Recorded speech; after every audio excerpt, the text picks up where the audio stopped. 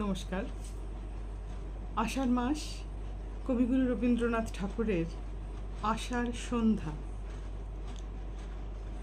আষাঢ় সন্ধ্যা ঘনিয়ে এলো, গেল রে দিন বয়ে, বাঁধন হারা বৃষ্টি ধারা ঝরছে রয়ে রয়ে।